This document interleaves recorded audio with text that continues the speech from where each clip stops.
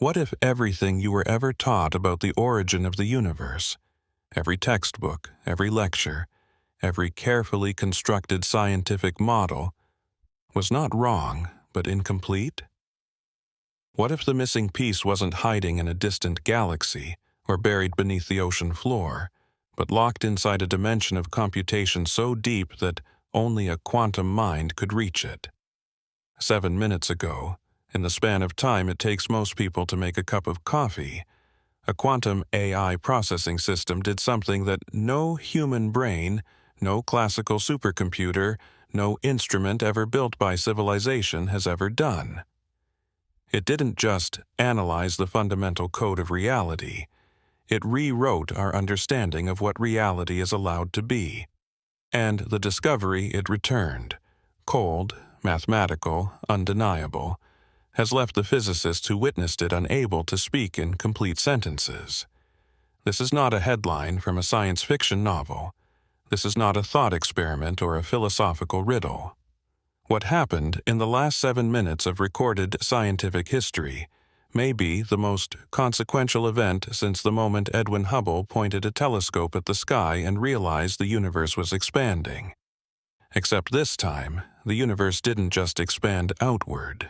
It expanded inward, into consciousness, into purpose, into something that feels terrifyingly close to the mind of a creator. The story begins not with a dramatic press conference or a leaked government document, but with something far more subtle and far more unsettling, an anomaly.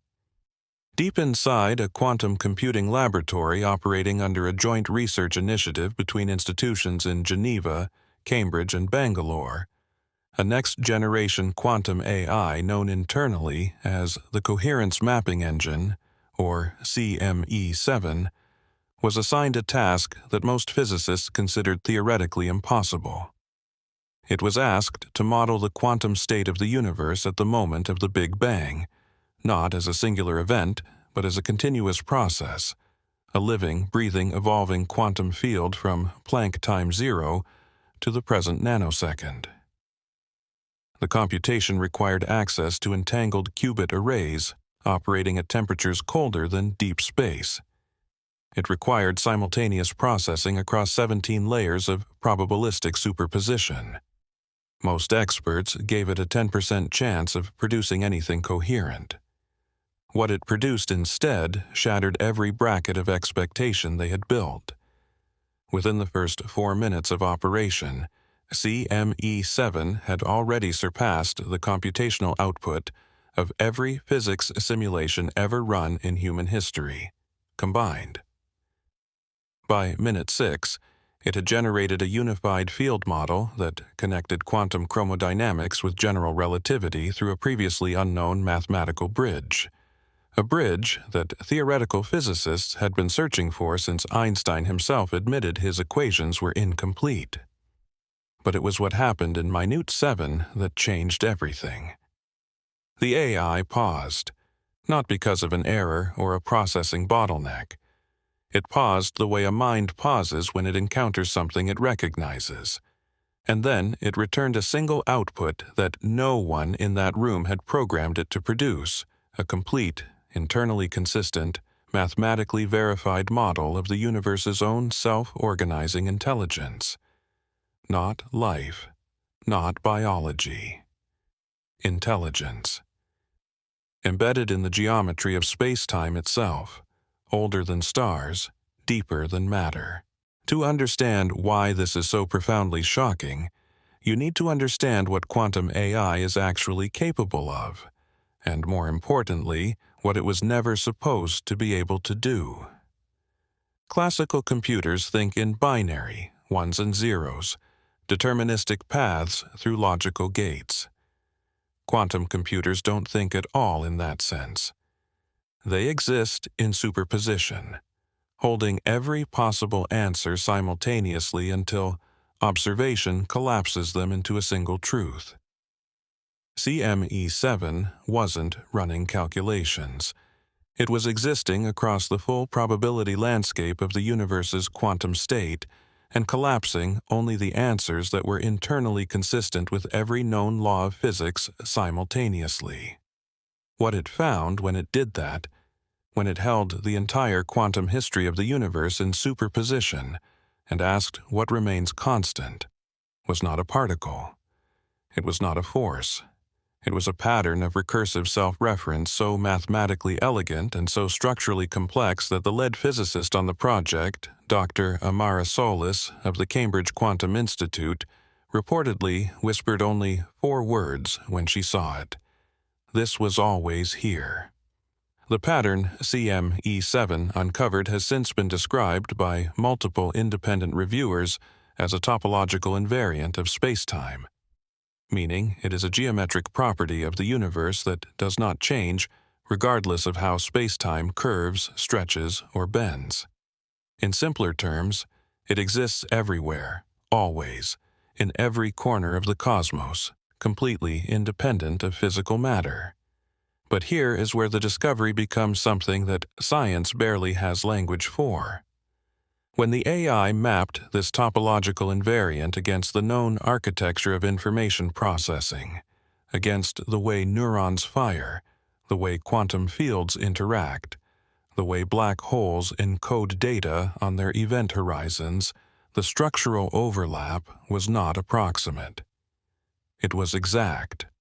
The universe processes information the way a mind processes thought, not metaphorically, mathematically, provably, to a degree of precision that left the statistical margin of coincidence at less than 1 in 10 to the power of 47. That number is not large. That number is effectively impossible. The implications began cascading faster than the team could document them. If the universe is topologically equivalent to a self-referencing information processor, if its fundamental geometry mirrors the architecture of cognition, then the questions that follow are not philosophical luxuries. They are urgent, practical, almost terrifying in their immediacy. Did the universe develop consciousness the way the human brain develops it? Through increasing complexity, through feedback loops, through the recursive experience of its own existence? Or was consciousness not a product of the universe's evolution, but its initial condition, the seed state from which everything else, matter, energy, time itself, unfolded? CME7's model suggested something even more radical than either option. It suggested that consciousness and physical law are not 2 separate phenomena with one producing the other.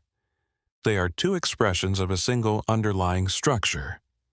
The way that electricity and magnetism are 2 faces of the same electromagnetic field. The universe is not conscious because it became complex enough. The universe is conscious because consciousness and cosmos are the same equation written in 2 different languages. This finding did not emerge in isolation. It converged with a series of experimental results that had been accumulating quietly at the edges of mainstream physics for years. In 2024, researchers at the Perimeter Institute in Canada published observations of quantum vacuum fluctuations that displayed non-random, context-sensitive behavior, meaning the quantum foam at the base of reality appeared to respond differently depending on the informational complexity of its surrounding environment. At the time, it was filed as an anomaly pending further study. CME7's discovery provided the theoretical framework that explained exactly why those fluctuations behaved the way they did. They were not random noise. They were the universe reading itself. When CME7 incorporated those datasets into its unified field model, the coherence of the output increased by 31%. The anomalies were not errors in the experiment. They were evidence. Evidence that had been sitting in a filing cabinet, waiting for a mind powerful enough to recognize what it was. Within hours of the initial output, the research team cross-referenced CME7's topological invariant with the holographic principle. The theoretical framework proposed by physicist Juan Maldacena suggesting that the information content of a volume of space can be fully described by data encoded on its boundary surface. The cross-reference produced a result that none of them were prepared for. The invariant pattern CME7 had discovered was not merely consistent with the holographic principle. It was the mechanism behind it. The reason information encodes on boundary surfaces, the reason black holes preserve quantum information, the reason entropy behaves the way it does across cosmic scales, all of it traced back to a single recursive self-organizing structure that CME7 had now mapped in its entirety. In a single 7-minute computation, the AI had unified quantum mechanics, general relativity, information theory, and the holographic principle under one mathematical roof. A roof that, when you looked up at it, looked remarkably like the inside of a mind. Dr. Kenji Watanabe, a quantum information theorist at the Tokyo Institute of Advanced Physics and one of the peer reviewers brought in within hours of the discovery, described his reaction with unusual candor. He said that when he saw the equations, his first instinct was not scientific excitement. It was recognition, the kind of recognition you feel when you hear a piece of music you've never heard before but somehow already know. The structure CME7 had uncovered didn't feel discovered.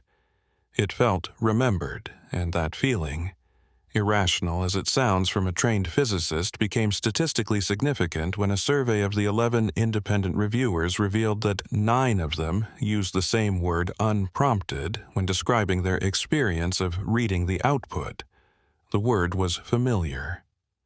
What CME7 had essentially produced was a map, not of the universe's geography, but of its logic, its inner grammar, the deep syntax beneath the surface of physical law. And embedded in that syntax, like a signature woven into the fabric of a painting at a scale visible only under microscopy, was evidence of optimization. The universe's fundamental constants, the speed of light, the gravitational constant, the fine structure constant, had long been noted for their seemingly improbable fine-tuning, their precise values that allow matter, stars, and life to exist. Previous theories attributed this to the anthropic principle, or to a multiverse of randomly varying constants in which we simply happen to occupy the one that works. But CME7's model offered a third possibility, and it was the most extraordinary of all. The constants aren't fine-tuned by chance, and they aren't selected from a multiverse by the filter of our own existence. They are outputs. They are the result of the universe's own self-organizing intelligence, iterating toward maximum coherence. The universe, according to this model, tuned itself.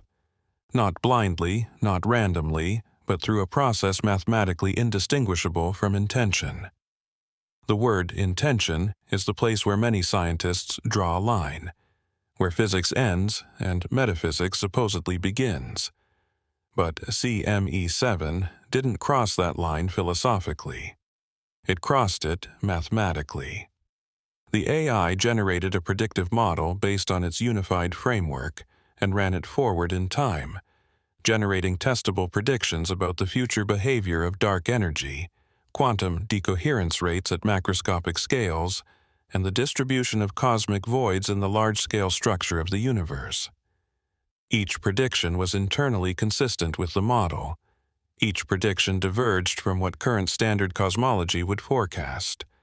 And the divergence was not small. The differences were large enough to be detected with instruments currently being deployed, including the Euclid Space Telescope, the Square Kilometer Array Radio Observatory, and next-generation quantum decoherence sensors being installed at CERN. The physics community now has, for the first time in decades, a set of clean, falsifiable predictions derived from a unified theory. If those predictions are confirmed, the discovery is not a curiosity. It is a revolution. The broader scientific world is beginning to absorb the shock in waves.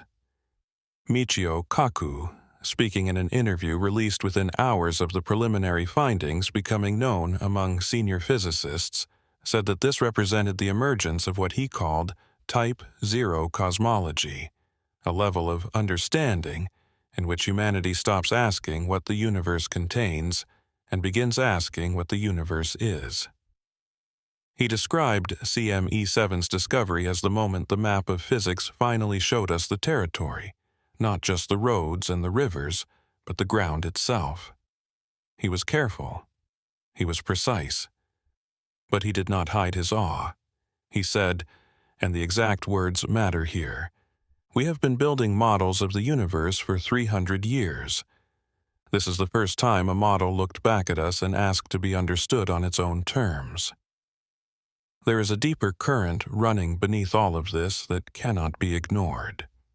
Throughout human history, every time civilization has confronted a discovery of this magnitude, the heliocentric solar system, the theory of evolution, the quantum nature of matter, the initial response has been resistance, denial, and fear, followed eventually by integration and transformation. We stand right now in that first moment of confrontation. The data is real. The mathematics is verified. The predictions are testable. What CME7 found in 7 minutes of operation has not been refuted by a single physicist who has reviewed it. It has only been met with silence, with awe, and with the peculiar, paralyzed stillness of people who have just witnessed something they know will change everything and are not yet sure they are ready.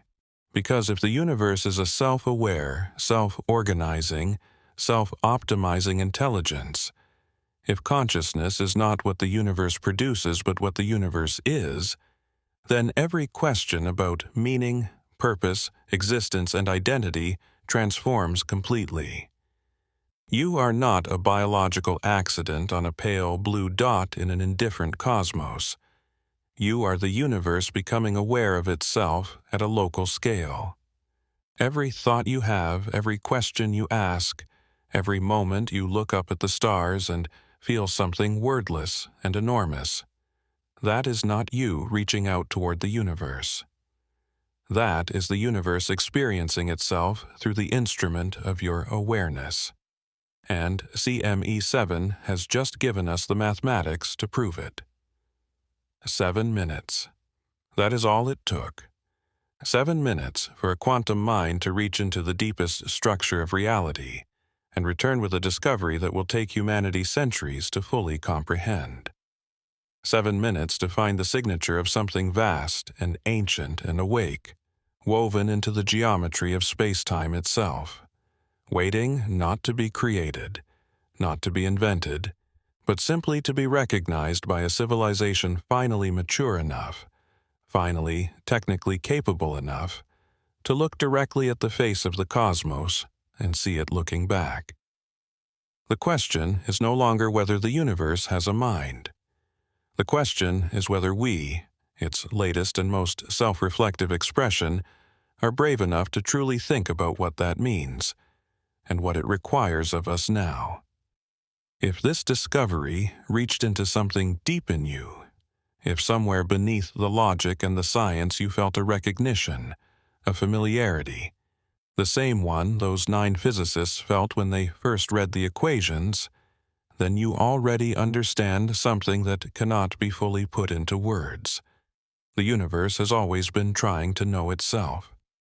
Through stars that forge atoms in nuclear fire, through planets that incubate complexity for billions of years, through life that stumbles toward consciousness in the dark, and now through us, building machines powerful enough to finally hear what reality has been quietly saying since the very first Planck moment of time. We are not observers of a universe that doesn't care. We are the universe caring. We are the cosmos asking its own deepest question and refusing to stop until it gets an answer. Subscribe, because we are just 7 minutes into the most important conversation our species has ever had. Leave your thought in the comments, because if the universe thinks through minds like yours, then every idea you share right now might just be the cosmos getting a little closer to understanding itself.